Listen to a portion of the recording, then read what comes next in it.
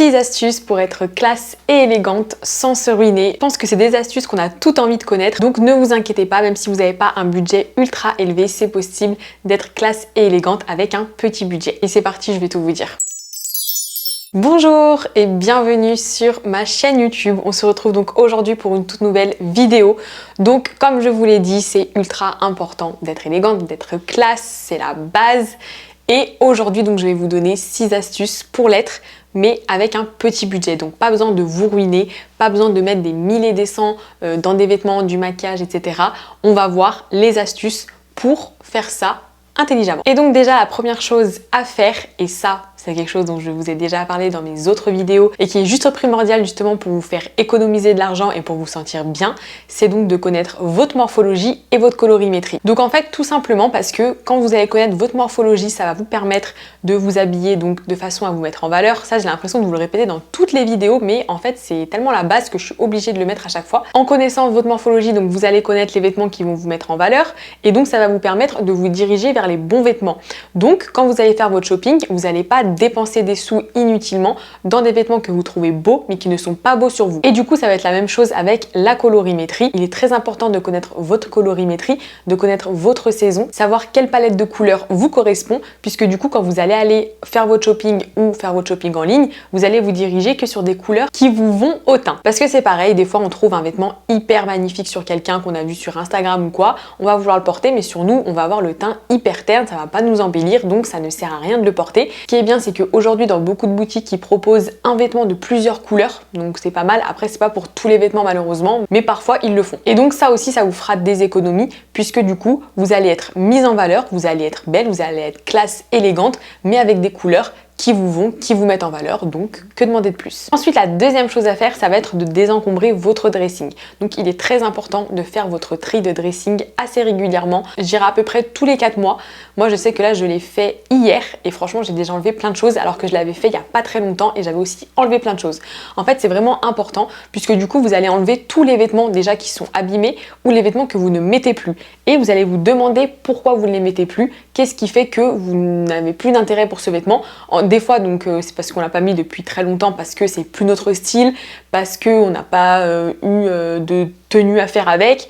Donc voilà, il faut vraiment que vous désencombriez tout ça et que vous ayez le moins de choses possible. Ensuite, la troisième chose que je vais vous conseiller, c'est d'acheter pendant les soldes ou sur Vinted. Donc en effet, quand vous achetez pendant les soldes, c'est là où vous allez faire les meilleures affaires. Et en fait, justement, ça va vous permettre d'avoir des vêtements de qualité, de marque, mais qui seront beaucoup moins chers. Je vous en parlerai dans un point suivant, mais il est important de privilégier des bonnes matières et ça, du coup, vous pouvez l'avoir mais que en solde, parce que c'est vrai que les bonnes matières, ça coûte quand même de l'argent et je peux totalement comprendre qu'on n'ait pas tous les moyens pour le faire. Même moi, je suis la première à ne pas mettre des vêtements de matière naturelle parce que ça a quand même un coût. Mais par contre, c'est bien d'acheter pendant les soldes, puisque là vous allez pouvoir vous procurer des vêtements vraiment bien. Après j'avoue que des fois pendant les soldes il y a des choses qu'on veut mais qui ne sont pas, voilà, qui n'y sont pas, qui ne sont pas en solde malheureusement, ou alors ça part très très vite aussi, donc c'est vrai qu'il faut un peu être à l'affût. Après bien sûr vous avez aussi l'alternative de Vinted. Là aussi c'est un peu chiant parce que vous devez faire des recherches constamment, voilà, faut être toujours un peu dessus. En plus des fois les gens ils mettent des intitulés qui correspondent pas vraiment à ce que vous recherchez, donc faut chercher avec plusieurs mots-clés, etc. C'est un petit peu agaçant de faire ça, ça peut valoir le coup. Ensuite, le prochain conseil que je vais vous donner, c'est de définir ce dont vous avez vraiment besoin. En fait, quand vous allez faire votre garde-robe, si par exemple vous êtes en renouvellement de garde-robe ou que petit à petit vous renouvelez votre garde-robe, il faut absolument que vous sachiez ce que vous voulez dans votre garde-robe. Il ne faut pas que vous ayez des vêtements inutiles. Donc quand je vous dis ça, c'est en fait les vêtements pour lesquels vous n'allez pas vraiment avoir de coup de cœur, des vêtements que vous n'allez jamais porter. Par exemple, je sais que des fois, on va se dire, on va avoir une tenue et on va se dire, oh cette tenue, je vais la prendre pour un jour quand je vais faire ça. Alors que ça se trouve, ça, vous n'avez jamais le faire. Et en fait, après, au final, vous vous retrouvez avec une tenue ou avec une paire de chaussures ou je ne sais quoi que vous ne mettez jamais, puisqu'au final, ce moment-là n'est jamais arrivé, ou alors vous vous êtes habillé autrement lors de ce moment-là et du coup vous avez acheté quelque chose qui n'a servi à rien.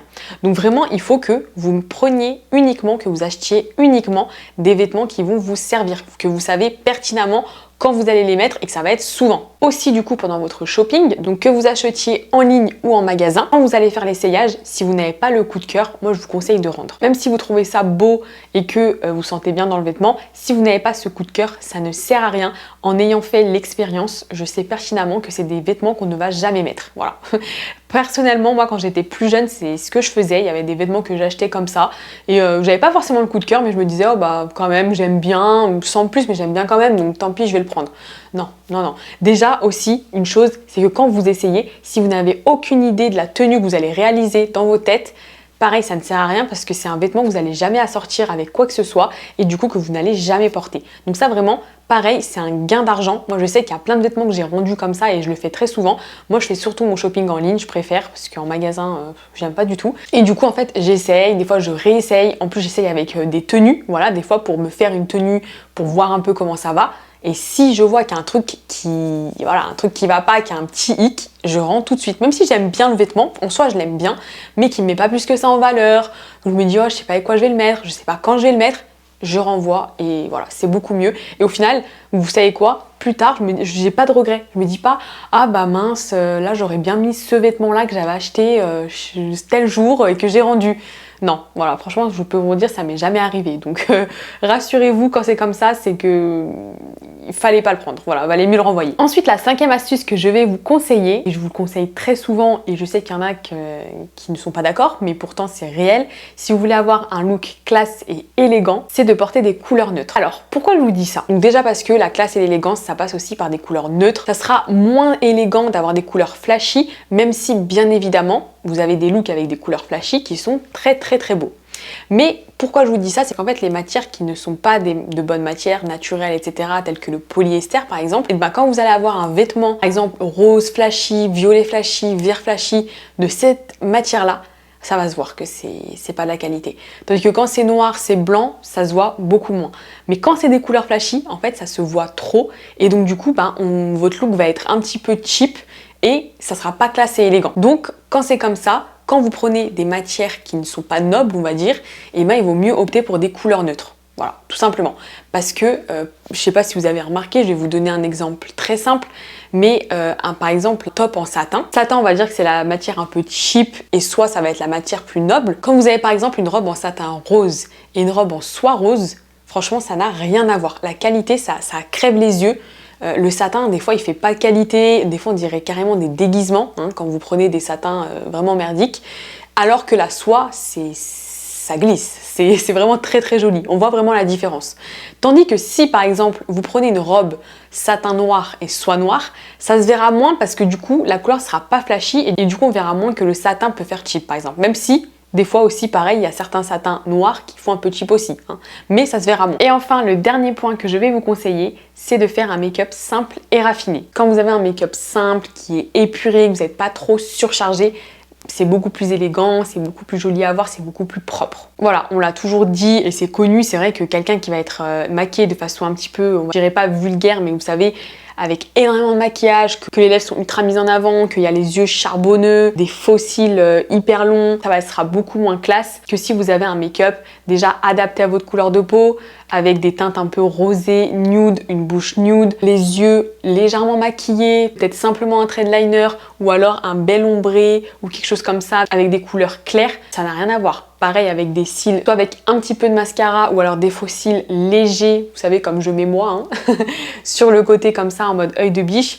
Ça franchement ça passe très bien et c'est classe, c'est raffiné. En plus de ça, donc ce qui est bien aussi, c'est que en portant peu de maquillage, vous allez être élégante, classe, mais aussi vous allez faire un petit peu une sorte d'économie, vous n'avez pas besoin d'en mettre trop. Alors bien sûr, donc tout dépend de votre peau, etc., comment vous êtes, mais en règle générale, si vous avez une jolie peau déjà de base, vous n'avez pas besoin de vous tartiner de A à Z. Déjà, ce que je vous conseille quand c'est comme ça, vous pouvez mettre simplement un anti-cerne, un correcteur, là où vous avez des défauts. Voilà, si vous avez des petites rougeurs, des boutons par-ci par-là, des cernes, vous mettez du correcteur à ce niveau-là. Ensuite, vous pouvez mettre un petit peu de bronzer, donc pareil qui correspond à votre teinte. Donc ça va rehausser votre teint, ça va vous donner bonne mine.